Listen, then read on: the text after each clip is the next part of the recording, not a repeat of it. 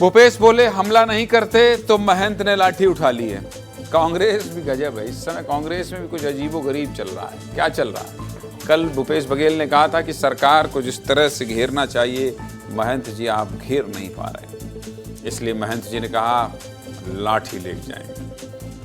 कांग्रेस के विधायक विधानसभा में लाठी लेकर जाएंगे भाई, नेता प्रतिपक्ष चरणदास महंत ने बड़ा बयान दे दिया है। छत्तीसगढ़ में कांग्रेस पार्टी की राजनीति बहुत रोचक हो गई है। पहले बैठक में पूर्व मुख्यमंत्री भूपेश बघेल ने नेता प्रतिपक्ष चरणदास महंत पर आरोप लगाया कि महंत जी सरकार पर हमला करने से बचते हैं, सीधे टारगेट नहीं करते हैं। इस आरोप का इतना असर हुआ कि अगली बैठक में चरणदास महंत ने विधायकों को सीधे लाठी डंडा उठाने के लिए कह दिया। वैसे कांग्रेस की ये बैठक पार्टी की रणनीति बनाने के लिए थी, लेकिन इससे ज्यादा इस बैठक में नेताओं की नाराजगी पर चर्चा हुई।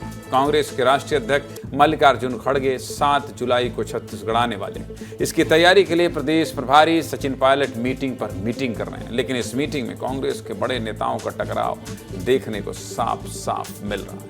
लेकिन सबसे पहले लाठी वाले बयान की बात कर लेते हैं। सोमवार रात को कांग्रेस विधायक दल की बैठक हुई। इस बैठक से बाहर निकलते ही महंत जी बोले कि विधानसभा के मानसून सत्र में सभी कांग्रेस विधायक लाठी लेकर जाएंगे। क्या कह रहे हैं नेता प्रतिपक्ष चरणदास महंत, सुन लीजिए। बड़ी अच्छी तैयारी चल रही है और सब लोग इस बार लाठी लेके जाएंगे पूरी तरीके से लाठी। बड़ी अच्छी तैयारी चल रही है और सब लोग इस बार लाठी लेके जाएंगे पूरी तरीके से। वैसे बता दूं, लाठी डंडे से नेता प्रतिपक्ष चरणदास महंत का पुराना नाता। ये दूसरे से लाठी ज्यादा मरवाते हैं, खुद कुछ नहीं करते हैं। लोकसभा चुनाव के समय भी महंत जी कार्यकर्ताओं को लाठी उठाने और प्रधानमंत्री नरेंद्र मोदी का सिर फोड़ने की बात कह चुके हैं। उस समय भी लाठी वाले बयान पर बहुत बवाल हुआ था और अब फिर लाठी वाले नए बयान पर बवाल हो रहा है। चरणदास महंत के बयान पर बीजेपी नेताओं ने पलटवार किया है। सुनिए क्या कह रहे हैं।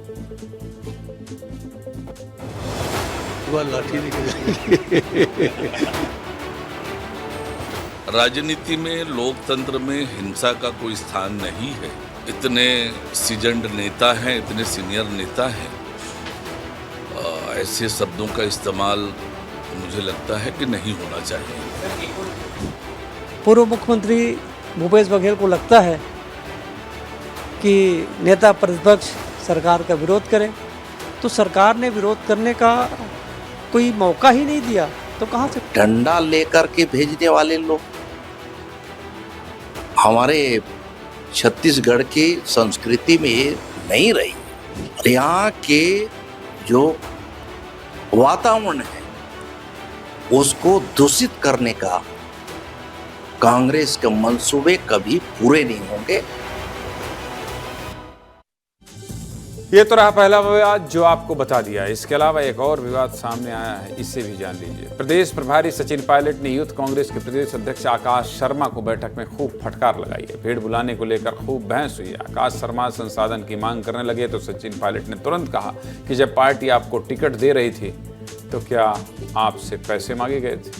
जब अंदर की बात बाहर आ गई तो आकाश शर्मा के भी सुर बदल गए और बोलने लगे कि सचिन पायलट हमारे अभिभावक हैं, उनकी डांट को हम सकारात्मक रूप से लेते हैं। आकाश शर्मा का पक्ष भी जानना जरूरी है, सुनिए। ये भी चर्चा चल रही है कि आपके बीच और सचिन पायलट जी के बीच में बहस भी हुई है इसी चीज़ को। सचिन पायलट जी हमारे अभिभावक है, हमारा सौभाग्य है। सचिन पायलट जी हमारे प्रभारी हैं और वो बैठक चलती रहती है। बैठक में सलाह मशवरा डांट पड़ोस होता रहता है। वो सचिन पायलट जी इस देश के बहुत बड़े नेता हैं और छत्तीसगढ़ कांग्रेस के लोगों के सौभाग्य की बात है कि वो हमारे प्रभारी हैं। उनसे हर मिनट हर सेकंड सीखने को मिलता है और उनकी डांट भी सीख रूप में होती है। तो डांट का असर पड़ेगा इस रूप से। मैं यूथ कांग्रेस का अध्यक्ष हूँ और हमारे अभिभावक पालक के रूप में विधानसभा से मुझे सचिन पायलट जी और कांग्रेस पार्टी ने टिकट दिया है, तो उनका रूप वो चाहते हैं कि हम ज़्यादा अच्छा काम करें और अच्छे से काम करें। इस बैठक के बाद साफ समझ में आ रहा है कि कांग्रेस पार्टी में सब कुछ ठीक नहीं चल रहा है और अगर ठीक नहीं चल रहा है उसको ठीक करने की जो कोशिश हो रही है उसमें भी गड़बड़ी दिखाई दे रही है। और पार्टी में किस नेता की चलेगी ये तो बिल्कुल समझ नहीं आ रहा है। सब कुछ बता दिया।